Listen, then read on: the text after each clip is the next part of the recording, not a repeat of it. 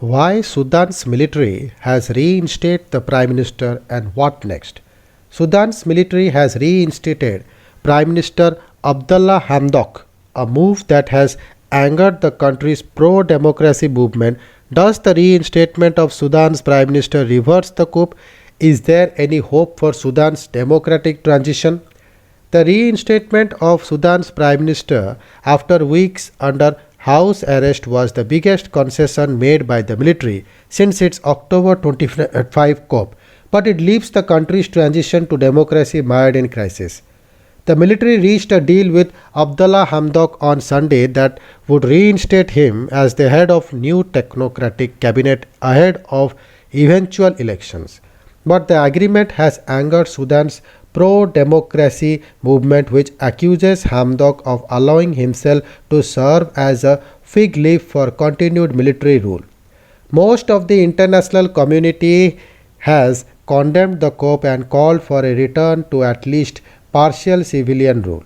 The United States suspended aid to the cash strapped country as it slowly emerges from decades of isolation under President Omar al Bashir, who was overthrown amid mass protests in 2019.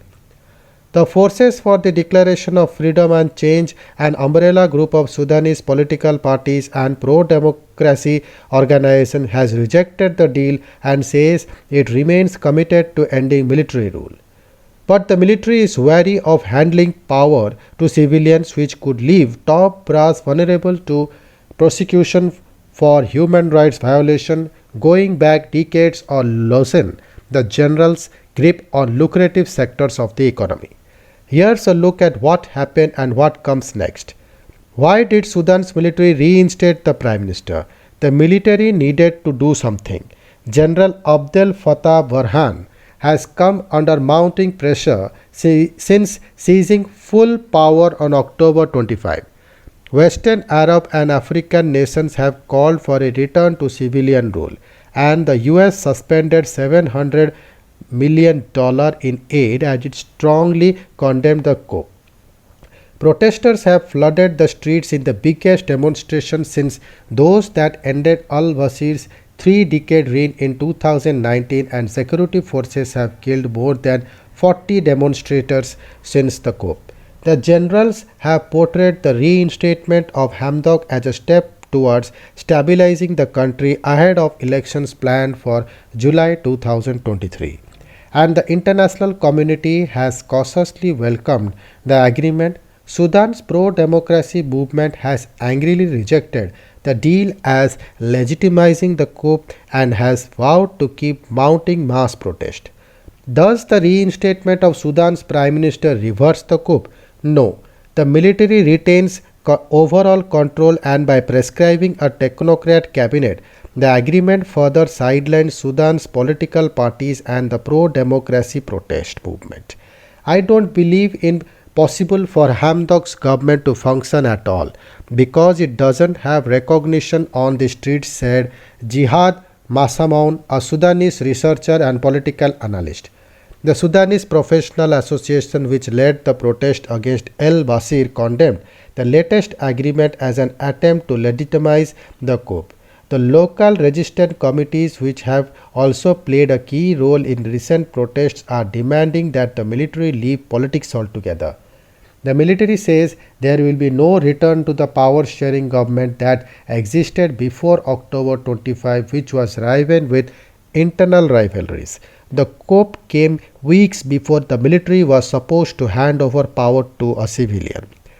Nasifa Hajar, a human rights lawyer and deputy head of Sudanese Darfur Bar Association, says that as much as the installation of Hamdok under military oversight goes contrary to the demands of the protest movement, she believes that the general use of force against demonstrators left the deposed premier little choice.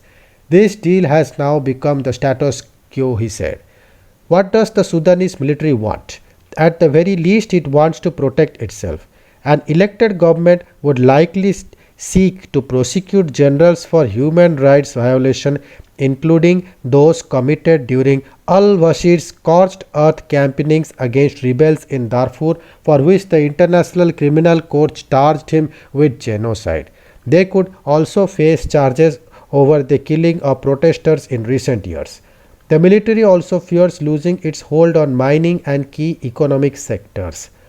Hamdok is in danger of being the man at the till in the grocery store selling soap, matches, and snacks while the drug dealers in the back room do the real deals, said Alex Diwal, an expert on Sudan at Tufts University.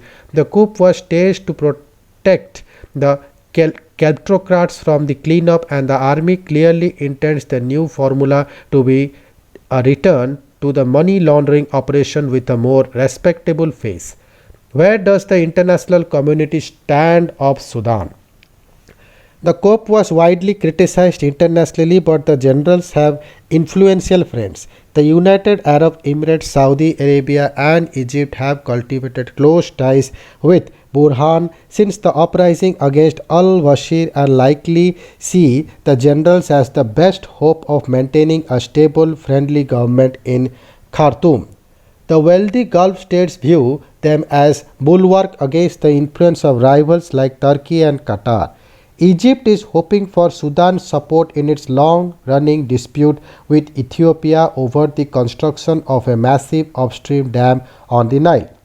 Israel is also seen as a potential ally of the generals who were the guiding force behind Sudan normalizing relations with it last year in exchange for removal from the US list of state sponsors of terrorism. Hamdok had expressed concerns ahead of the normalization agreement, part of the so-called Abraham Accords, saying a foreign policy shift of that magnitude should only be signed by an elected government. Israel's Walla News website reported that an Israeli delegation met with Sudan's general days after the coup.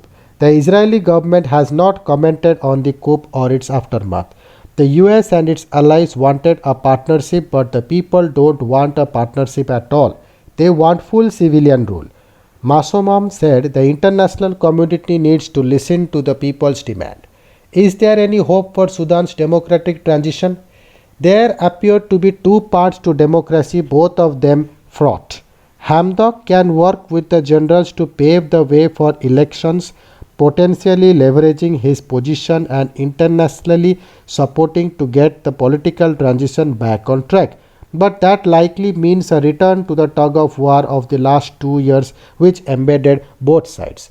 The pro-democracy movement has vowed to keep up the street protest until the military hands over power to civilians. But the generals have a lot to lose, and a prolonged standoff could ignite wider unrest. The result might be democracy, but more likely it would be state fragmentation, so a compromise is needed.